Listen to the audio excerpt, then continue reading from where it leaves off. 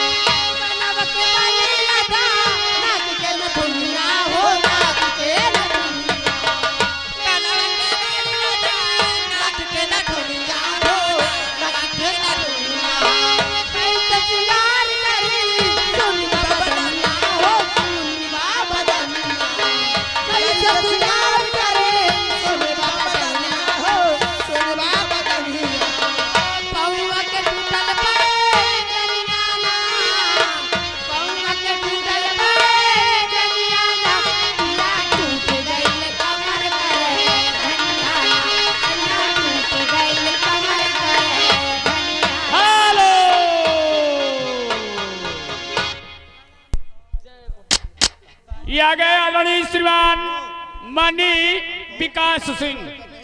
ये विकास सिंह बाबू साहब उनकी तरफ से आप लोग जो गाना गा रही हैं सैया टूट गई कमर कर धनिया, इसी गाने पे बाबू साहब शानदार 51 रुपए का इनाम दे रहे हैं। मेरी तरफ से साहब का स्वागत है। आप लोग कहना क्या चाहती हैं?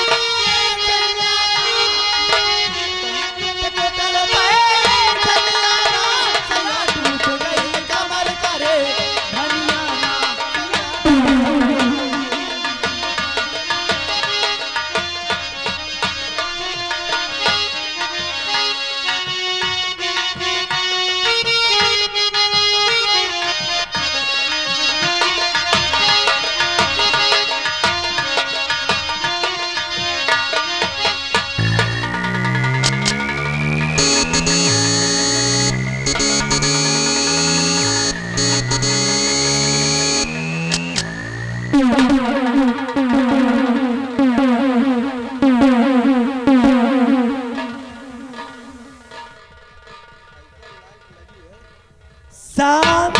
शांत शांत। इसी जगह आप लोग डायरेक्ट शांत हो जाइए। बड़ी खुशी हुई आप लोगों से मिलकर, बड़ी खुशी हुई आप लोगों से मिलकर।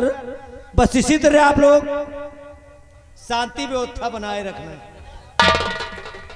हम निवेदन करेंगे भैया कि अगल बगल सामने जो आप लोग खड़े हैं बैठ जा तो बढ़िया हो जाए।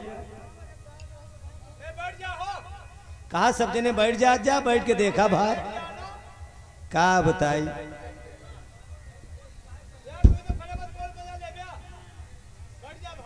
ठड़ौलिया कम नीक लागे। बैठ जा सब जने आप।